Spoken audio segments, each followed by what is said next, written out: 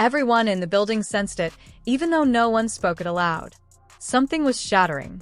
Not quietly, not slowly, not all at once. Executives are checking numbers as if their jobs depended on it. Phones are ringing, and emails are piling up. Because the narrative had changed overnight. The absurd thing is that no one in the league was to blame. Caitlin Clark was one of the players. She was meant to be the future only a few months ago. The lovely advertisement. The ratings increase. You gradually construct around the rookie. That was the strategy. Safe, regulated, and slow. However, Caitlin Clark moves quickly. And that's where it all went wrong. Something more significant was going on outside of the league's control as they were occupied with organizing their next meetings for collective bargaining, negotiating contracts, and handling document leaks. Not for a cameo, not for a nice segment, for prime time for the NBA stage, for millions of viewers, NBC said. Suddenly, she appeared on national television, like the primary attraction, not a visitor. The regular highlights of the broadcast began. Analysts who laugh.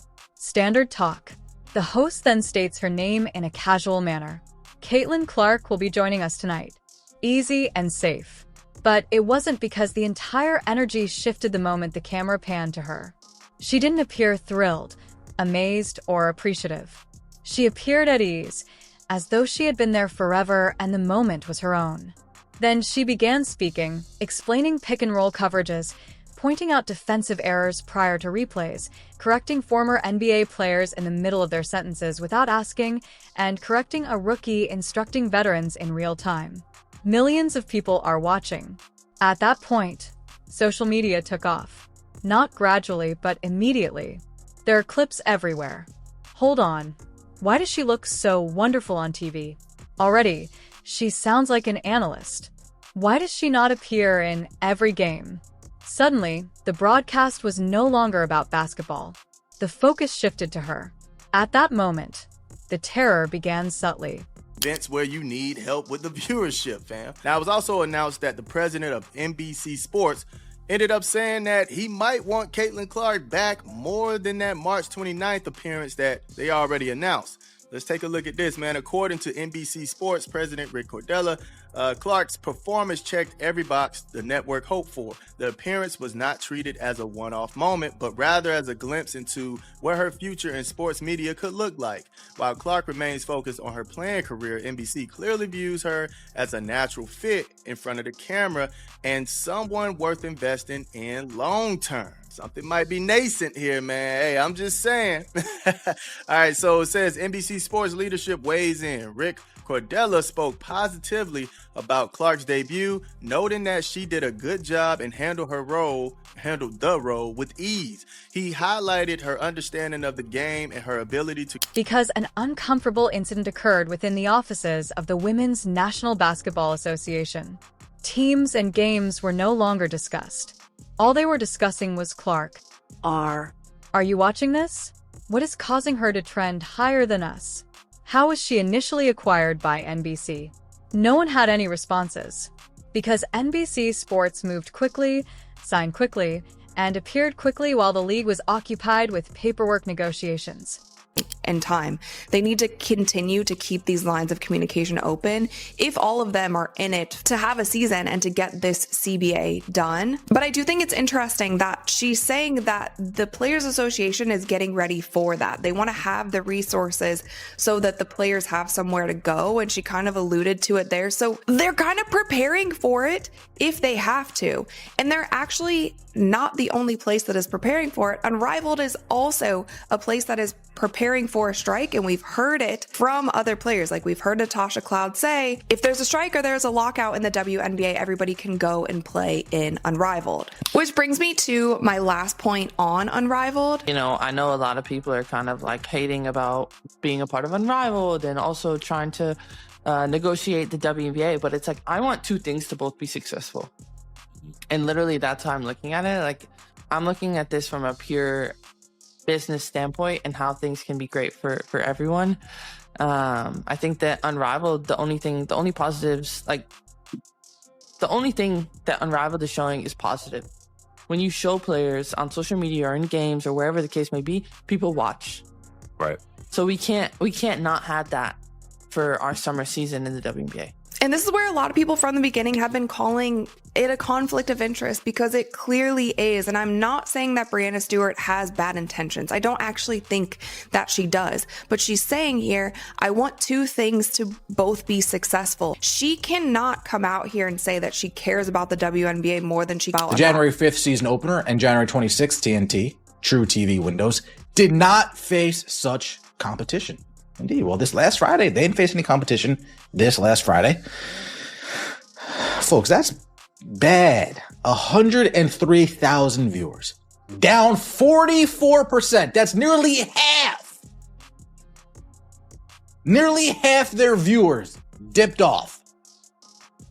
I being one of them. Rudy being another. I'm sure many of you as well said, I ain't coming back. Many of you probably said, I ain't going either. I'm not coming back, and I'm not going to check it out either. Ooh.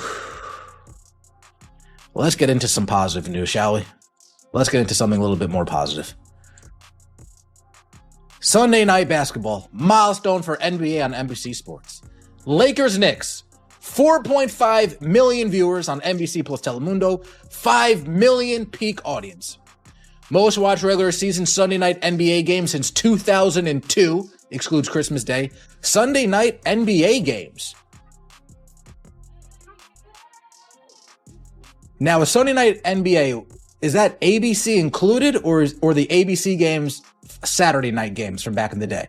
And took center stage overnight. Then the figures arrived. It hurt at that point. Clark's ratings are significantly higher in certain segments.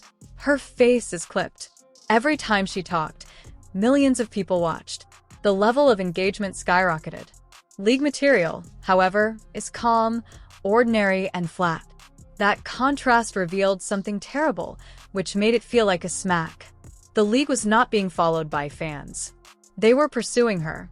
Additionally, the company loses control when supporters start following a player rather than the brand. Meetings began at that point. One emergency. Shut the doors. Phones are facing down. Kathy Engelberg was seated at the head of the table, observing and listening. Screens with numbers. Clark is everywhere. Anywhere except those governed by the league. At last, someone murmured it. What if she is no longer in need of us? That sentence is every commissioner's worst nightmare, and the room fell silent. The league has no power, influence, or leverage if the player is not in need of it. And that's just how this felt. Loss of control, not growth. However, that wasn't the only issue. Because another project was discreetly having trouble while Clark was ruling NBC. Big idea, big promotion, big expectations, and unmatched. However, the audiences were remarkably tiny. Reports stated that there were occasionally as few as 20,000 people. In the meanwhile, Clark made his NBC debut. Not thousands, but millions. Millions. The analogy was humiliating. One side is pleading for attention, while the other is drawing it organically and without effort or coercion. Jealousy then began to creep in. Also made it clear that Clark was well prepared and comfortable in the setting, something that stood out given the size of the audience and the spotlight that comes with an NBA national broadcast. Spotlight at Madison Square Garden.